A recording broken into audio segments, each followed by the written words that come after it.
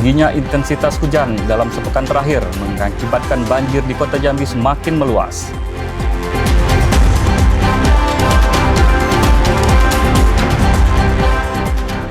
Pemerintah Kabupaten Batanghari belum menerima data lengkap korban banjir dari 7 kecamatan.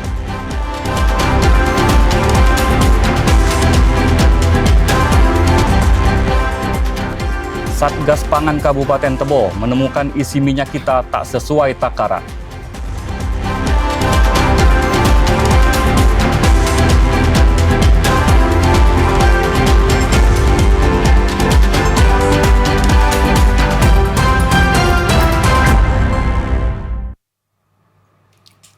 Assalamualaikum warahmatullahi ta'ala wabarakatuh. Terima kasih Anda masih menyaksikan Jambi Hari Ini, edisi Sabtu 15 Maret 2025. Ya saudara, selain 3 berita utama tadi, redaksi kami juga telah menyiapkan sejumlah informasi penting dan menarik lainnya untuk Anda.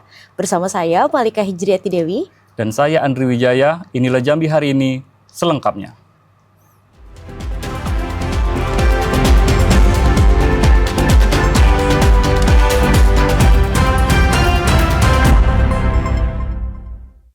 Mengawali Jambi Hari Ini, saudara, banjir yang merendam Kelurahan Buluran Kenali, Kecamatan Telanepura, Kota Jambi semakin meluas. Sejumlah rumah warga terendam banjir dan sebagian warga mengungsi.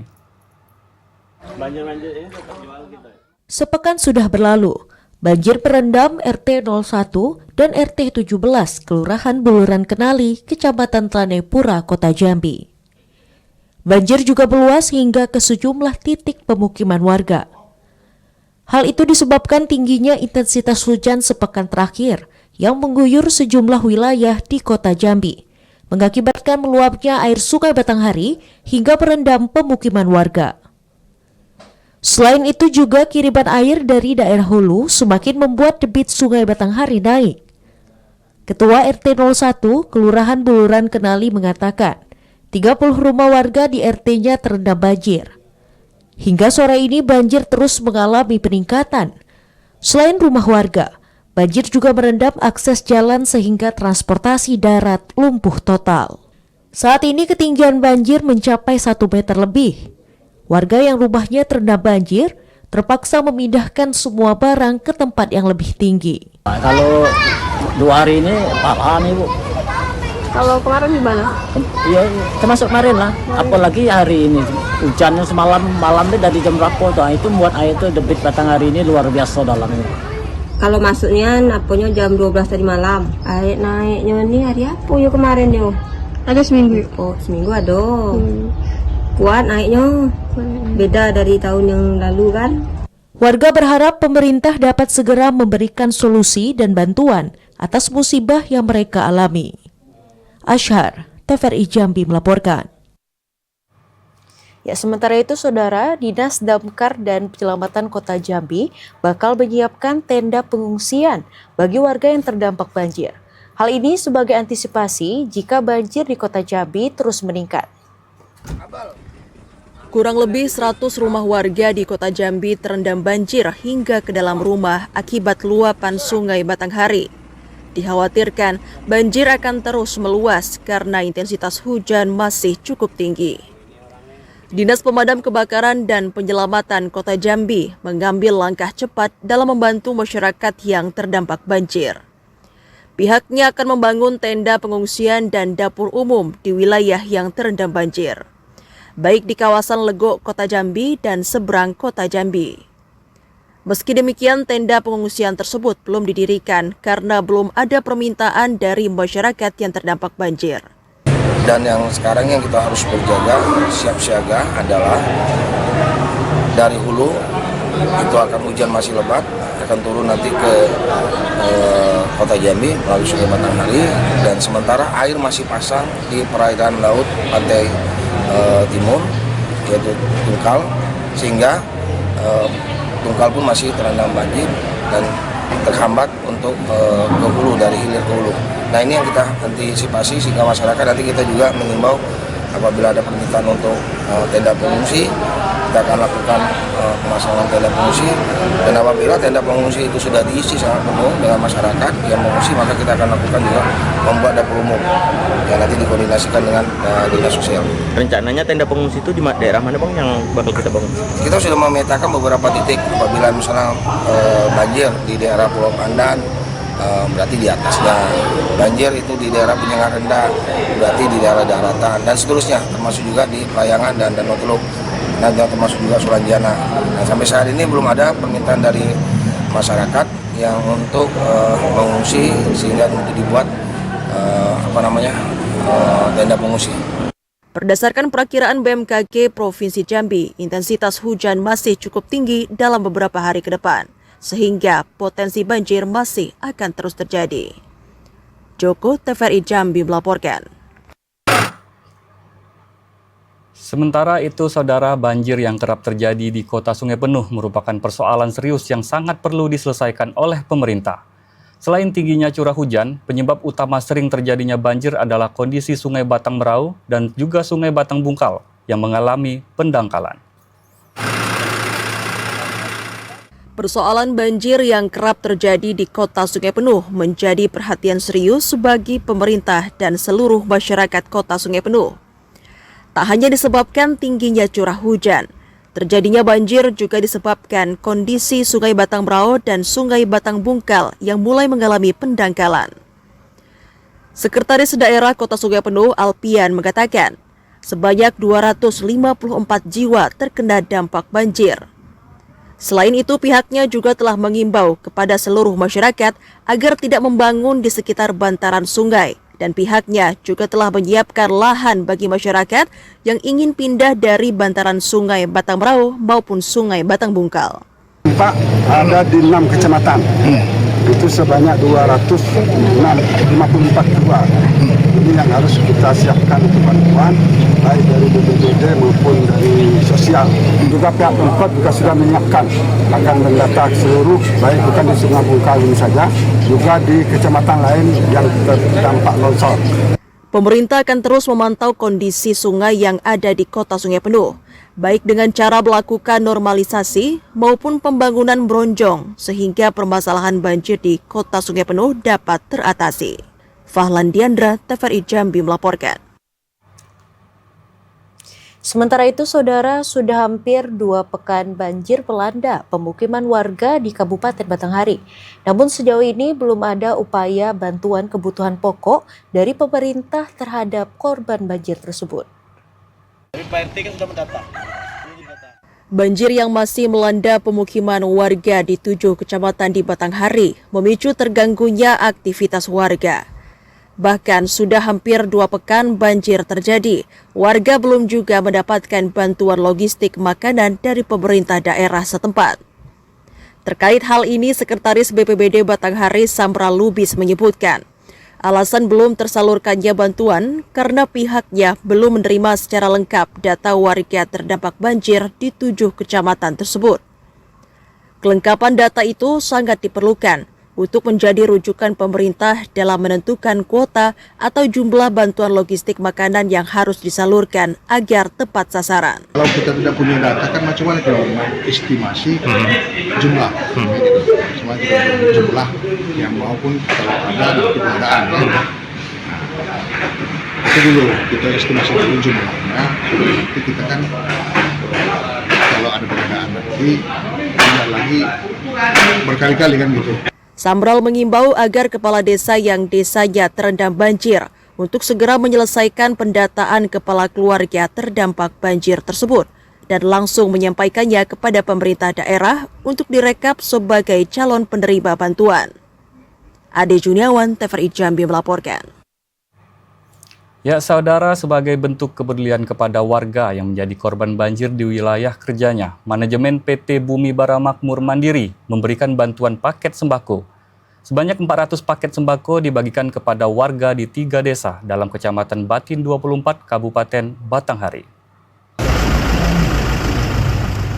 Meluapnya air sungai Batang Tembesi saat ini menyebabkan ratusan rumah warga di 3 desa dalam Kecamatan Batin 24 terendam banjir. Ketiga desa tersebut yakni Desa Kotoboyo, Desa Batagual, dan Desa Hajran. Banjir juga merendam fasilitas pendidikan dan rumah ibadah, sehingga mengganggu aktivitas masyarakat. Tanggap atas musibah tersebut, manajemen PT Bumi Bara Makmur Mandiri memberikan bantuan berupa paket sembako kepada ratusan warga yang terdampak banjir di bulan Ramadan tahun ini.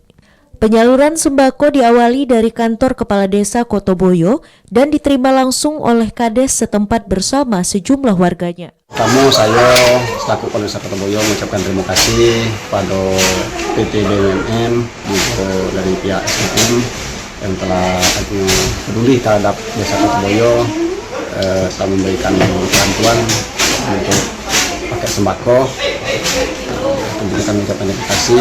Kalau bisa dia tetap eksis, tetap aktif dalam kepedulian terhadap masyarakat. Karena banyak sumbangsi dari BUMN negara desa. Salah satu menara tower air bersih di belakang. Itu salah satu bentuk bantuan dari BUMN. Karena sejauh ini apapun yang menjadi masalah di Desa Kotoboyo, BUMN termasuk sangat peduli dalam pembahasan masalah dampak-dampak lingkungan. Karena peduli itu, sangat peduli dengan masyarakat kita, dengan desa kita. Itu juga setiap bulannya itu ada pemberian sembako itu ke desa kita.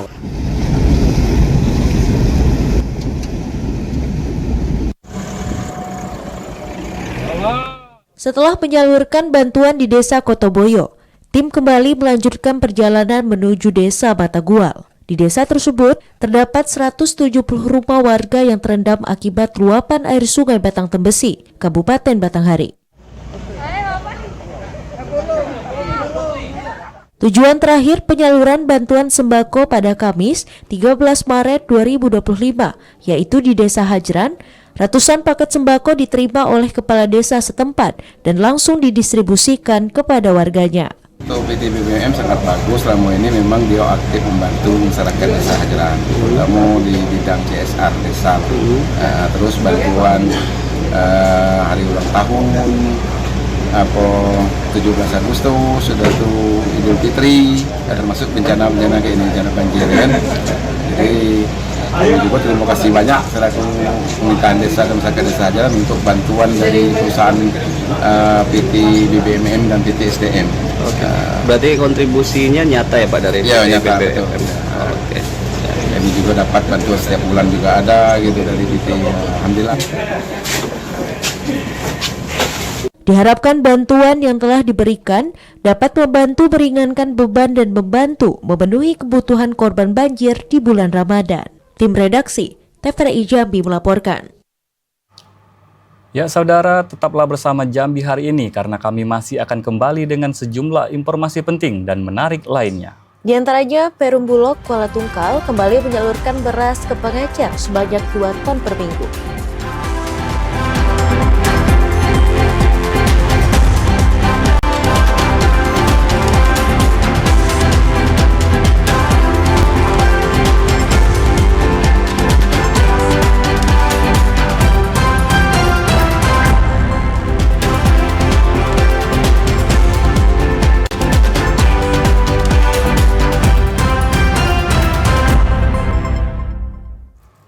Ya, terima kasih saudara, Anda masih menyaksikan Jambi hari ini. Saudara, tim Satgas Pangan Kabupaten Tebo melakukan sidak minyak kita di beberapa toko di kawasan Kecamatan Tebo Tengah. Hasilnya tim menemukan minyak kita kemasan botol yang isinya kurang dari 1 liter.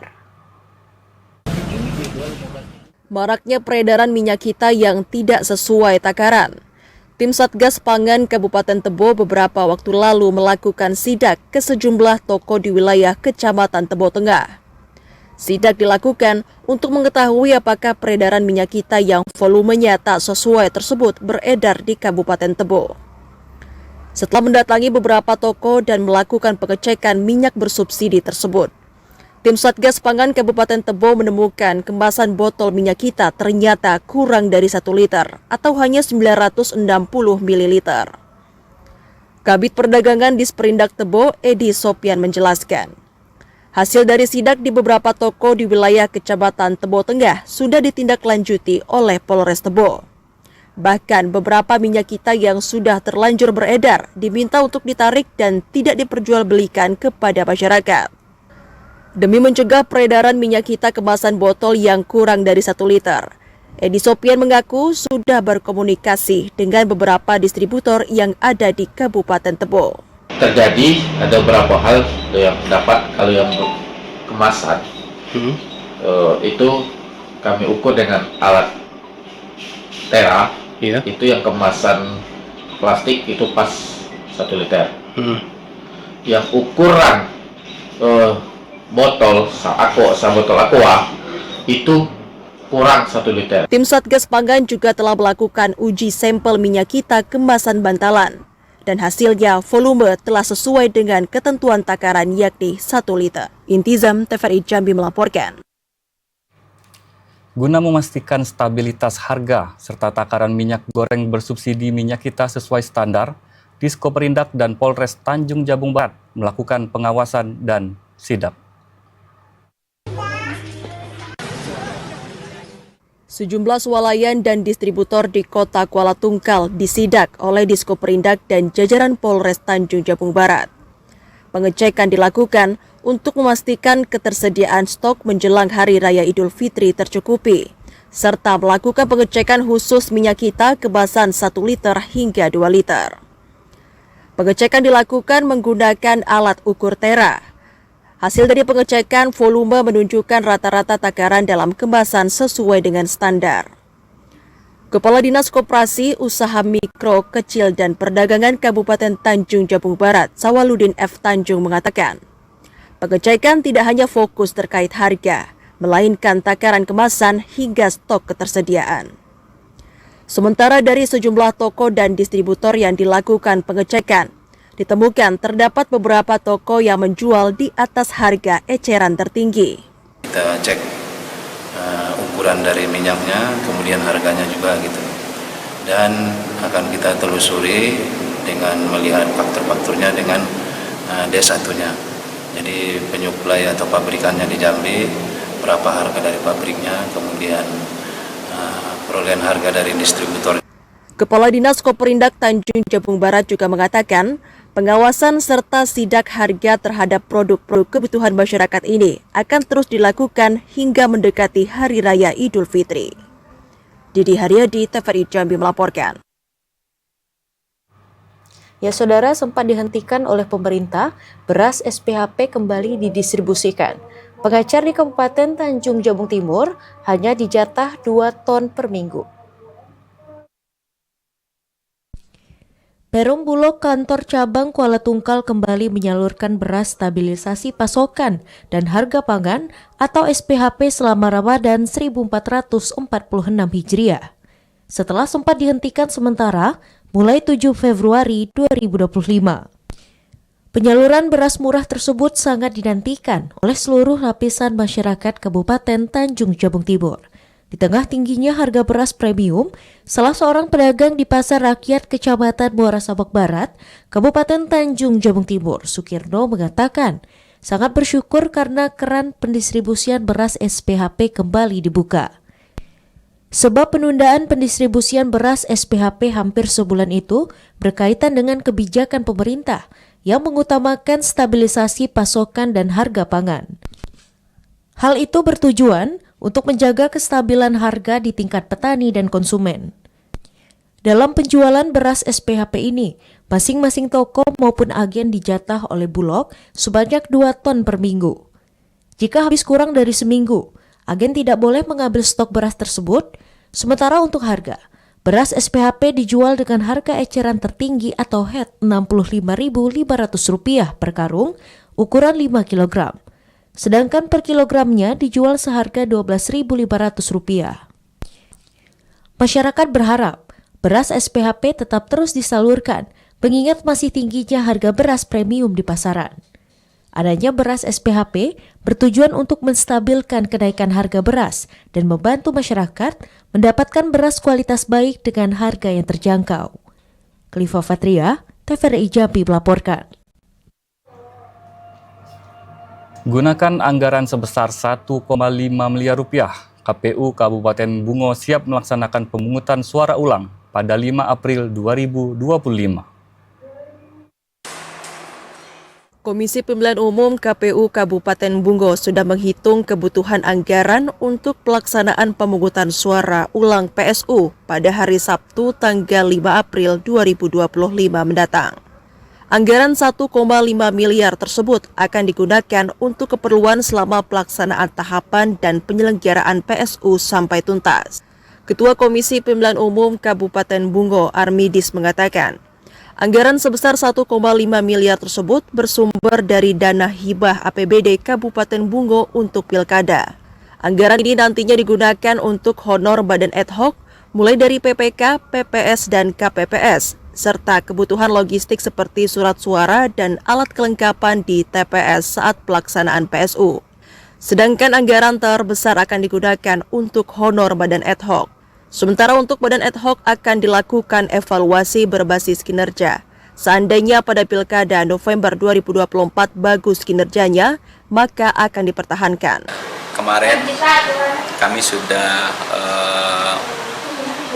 membuat perencanaan untuk kebutuhan anggaran yang akan kita butuhkan dalam pelaksanaan pemungutan suara ulang khususnya untuk Kabupaten Bungo. Itu jumlahnya berkisar 1,5 miliar. Sebelumnya pihak KPU sudah melakukan hearing dengan DPRD Bungo terkait kepastian jadwal PSU di 21 TPS yang terdapat di 8 kecamatan. Pada hearing tersebut, DPRD juga menanyakan terkait masih adanya pemilih yang belum memiliki IKTP pada wilayah PSU nanti. Karena pada pilkada sebelumnya yang belum memiliki IKTP ini justru menjadi permasalahan. DPRD Bungo berharap permasalahan ini tidak terulang lagi pada PSU 5 April 2025. Mukhriandi, TVRI Jambi melaporkan. Ya, saudara, pembayaran THR tahun 2025 telah resmi disampaikan. Perusahaan wajib membayar secara penuh kepada pekerja paling lambat 7 hari sebelum Lebaran. Untuk menampung keluhan dari pekerja, Disnaker Trans Moro Jambi membuka posko pengaduan THR. Surat edaran Kementerian Ketenagakerjaan Republik Indonesia tentang pelaksanaan pemberian tunjangan Hari Raya Keagamaan tahun 2025 bagi pekerja atau buruh di perusahaan telah diterima Dinas Ketrans Kabupaten Muaro Jambi. Surat edaran tersebut menegaskan pembayaran THR paling lambat 7 hari sebelum Lebaran dan perusahaan wajib membayar penuh kepada pekerja. THR bukan hanya hak bagi para pekerja yang berstatus tetap, namun juga pekerja kontrak. Sementara untuk besaran THR yang dibayarkan yakni 1 bulan gaji bagi pekerja yang telah bekerja minimal 12 bulan. Sementara pekerja yang kurang dari 12 bulan, pembayaran THR dihitung secara profesional. Pembayaran THR telah diatur dan ada sanksi bagi perusahaan yang tidak membayar THR keagamaan tahun 2025. Ini sudah merupakan suatu kewajiban pengusaha dan memiliki sanksi administratif. Yang terjelek paling sanksi administratif pencabutan izin. Dipertegas, pembayaran THR ini harus dibayar penuh dan tidak boleh cicil. Untuk memastikan semua pekerja mendapatkan haknya dari perusahaan, pemerintah Kabupaten Muaro Jambi membuka posko pengaduan. Posko didirikan di kantor Disnaker Trans yang berada di perkantoran Bupati. Pelayanan pengaduan dibuka di hari kerja, sedangkan di luar hari kerja, pengadu atau pekerja dapat menghubungi petugas yang telah dicantumkan nomor pengaduan di spanduk posko. Azam Afnan, TVRI Jambi melaporkan. Saudara, tetaplah bersama Jambi hari ini karena kami masih akan kembali dengan sejumlah informasi penting dalam segmen advertorial. Ya, diantaranya Sekretaris Daerah Sudirman menyerahkan bantuan uang duka untuk anggota Kopri Provinsi Jambi.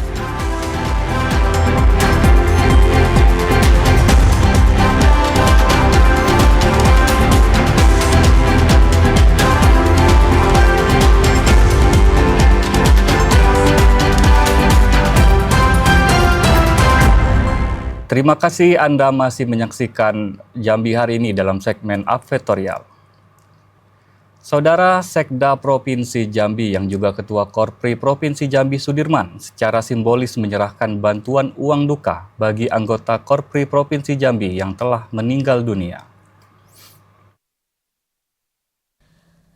Ketua Korps Pegawai Republik Indonesia Korpri Provinsi Jambi, sekaligus Sekretaris Daerah Provinsi Jambi Sudirman menyerahkan bantuan uang duka kepada ahli waris pegawai negeri sipil anggota Korpri Provinsi Jambi yang telah meninggal dunia.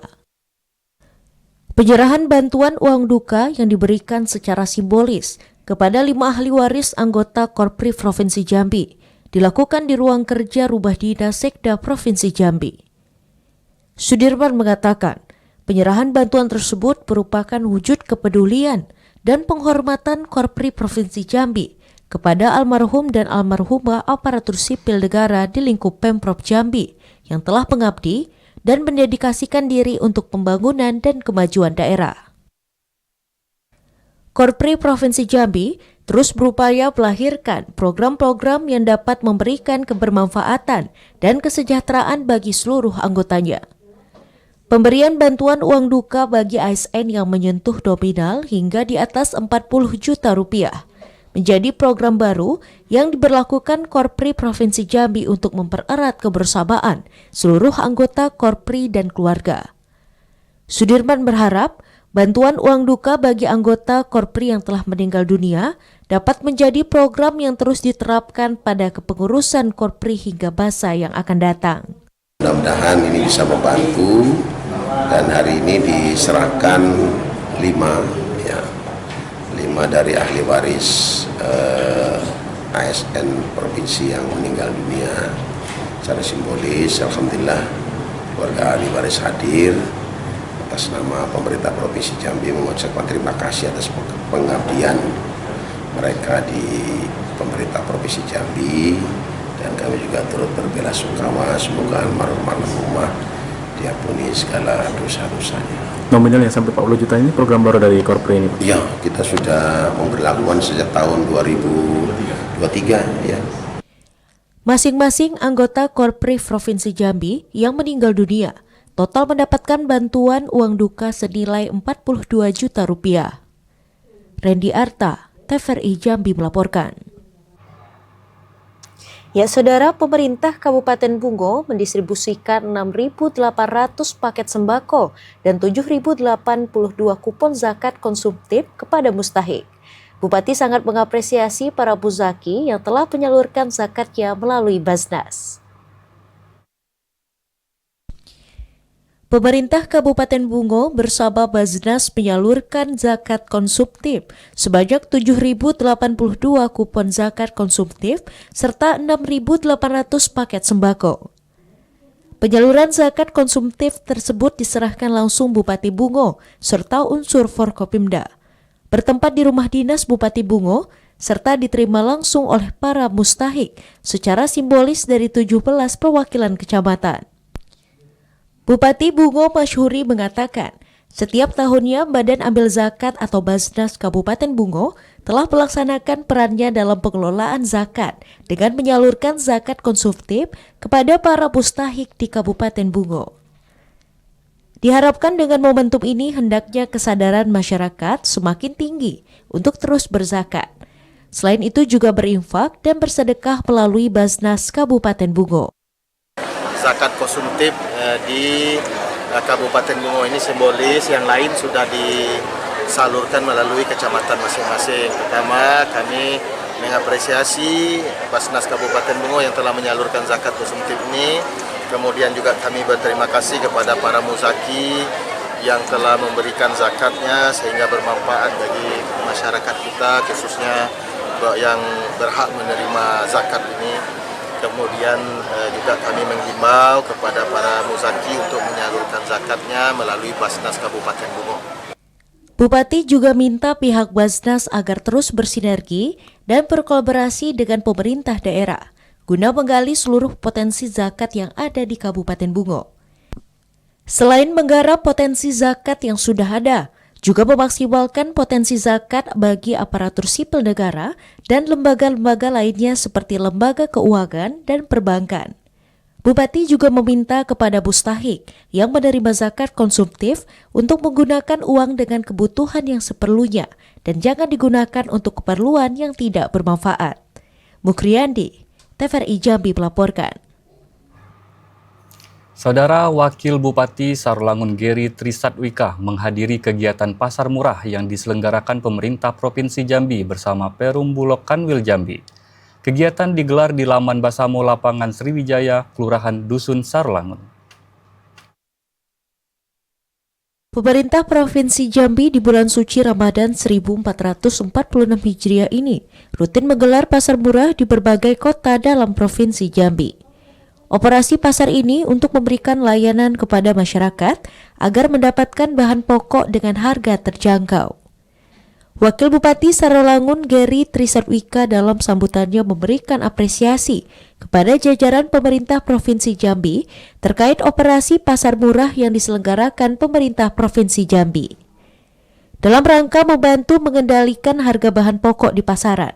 Selain itu, operasi pasar murah ini sekaligus sebagai realisasi dari kinerja tim TPID, baik provinsi maupun kabupaten, dalam upaya menekan angka inflasi daerah.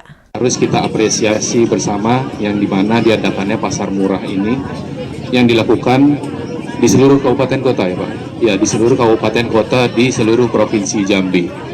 Tentu ini harapannya masyarakat terbantu dan juga harapannya juga dari kami tidak ada dilakukan pengepulan ataupun pembelian secara berlebihan. Ini himbauan kami juga kepada masyarakat, tentu sudah diatur pola-polanya dan kami juga himbau supaya pengawasannya dalam praktek pasar murah ini diperhatikan betul-betul. Kepala Dinas Perindustrian dan Perdagangan Provinsi Jambi, Kembas Muhammad Fuad mengatakan, operasi pasar murah ini merupakan gerakan pasar murah ke-7 yang dilakukan dalam Provinsi Jambi, dengan sasaran penerima adalah masyarakat yang berpenghasilan rendah. Agar operasi pasar murah ini tepat sasaran, panitia sebelumnya sudah menerima data dari Kades dan Lurah, dan warga yang datang harus membawa KTP ataupun KK. Karena memang Pak Wabub sesuai dengan arahan daripada BPKRI, ini penerima ini memang ada kriteria khusus yang harus kita penuhi. Salah satunya tahun ini kita sandingkan dengan penerima PKH ya Pak Kadis ya, yang PKH dan yang memiliki KTP yang langsung kalau bisa hadir langsung, dan ini langsung di-handle atau dikelola oleh Bulog. 800 paket yang disediakan terdiri dari beras 5 kg, minyak goreng 1 liter, serta gula dan telur. Paket ini bisa ditebus masyarakat senilai Rp60.000, sedangkan harga pasarannya mencapai Rp118.000. Pemerintah provinsi mensubsidi sebesar Rp50.000 per paket. Edi Kusnadi, TVRI Jambi melaporkan. Ya saudara, Wakil Bupati Junaidi Mahir menyusuri desa terdampak banjir untuk memberikan bantuan sembako kepada para korban. Selain mendistribusikan bantuan, Wakil Bupati juga memastikan kondisi warganya yang masih bertahan di tengah kepungan banjir dalam kondisi aman. Bencana banjir luapan Sungai Batanghari masih melanda sejumlah desa di Kabupaten Muaro Jambi.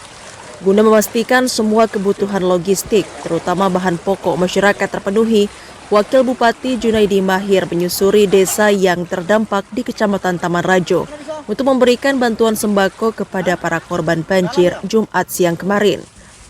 Wakil Bupati melihat langsung kondisi korban banjir yang masih bertahan di rumah dan mengingatkan kepada warga untuk selalu waspada baik dari serangan penyakit dampak banjir maupun debit air yang terus meningkat.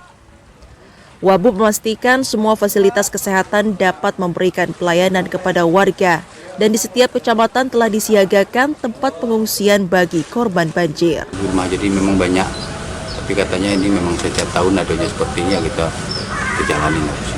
Yang jelas sebagai pemerintah Kabupaten Muaro Jambi kita turun terus siaga untuk melayani masyarakat.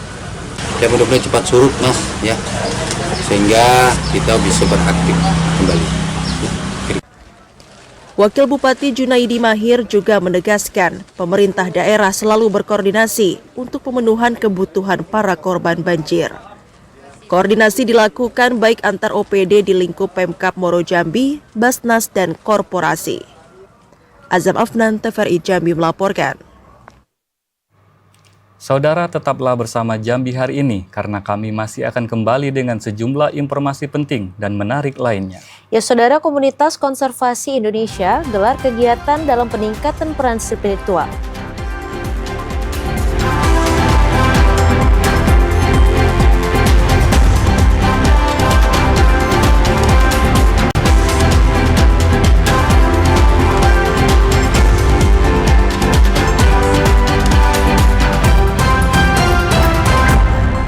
Terima kasih Anda masih menyaksikan Jambi hari ini dalam segmen Serba-Serbi Ramadan. Saudara, Komunitas Konservasi Indonesia KKI Warsi menggelar media gathering sekaligus buka puasa bersama. Kegiatan ini bertujuan untuk meningkatkan literasi pemahaman dan kesadaran masyarakat tentang sumber daya alam yang berkelanjutan serta dampak perubahan iklim. Pengelolaan sumber daya alam yang berkelanjutan merupakan salah satu aspek penting dalam menjaga keseimbangan ekosistem serta kesejahteraan masyarakat. Dalam konteks Islam, menjaga dan memanfaatkan sumber daya alam secara bijak merupakan bentuk ibadah yang mencerminkan kepedulian terhadap ciptaan Allah Subhanahu wa Ta'ala. Bulan Ramadan adalah momentum yang tepat untuk merefleksikan hubungan manusia dengan alam serta memperkuat nilai-nilai keimanan dalam menjaga amanah. Seperti yang dilakukan Komunitas Konservasi Indonesia atau KKI Warsi yang mengadakan acara media gathering sekaligus buka bersama dengan tema pengelolaan sumber daya alam, perubahan iklim, dan peningkatan keimanan di bulan Ramadan. Tema ini mengajak para peserta untuk menyadari peran spiritual dalam menjaga dan berkontribusi pada upaya global mengatasi tantangan perubahan iklim. Kegiatan ini juga bertujuan memperkuat pemahaman tentang pentingnya kolaborasi antar agama, masyarakat, dan lingkungan hidup demi kesejahteraan bersama.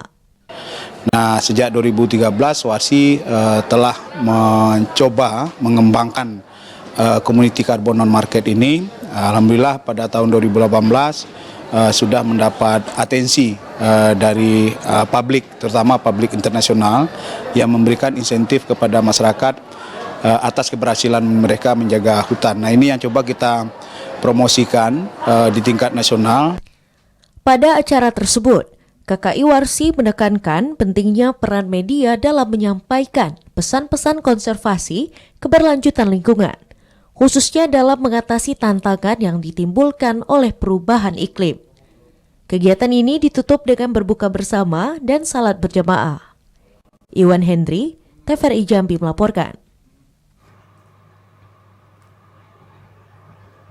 Ya saudara, siswa-siswi SMA Negeri 10 Kota Jambi mengisi jam pelajaran sekolah dengan mengikuti pesantren Ramadan. Selain untuk mendekatkan diri kepada Allah Subhanahu wa Ta'ala, kegiatan ini juga untuk meningkatkan pemahaman siswa terhadap kandungan Al-Quran. Ramadan merupakan bulan yang paling mulia dan memiliki makna yang sangat mendalam bagi umat muslim di seluruh dunia.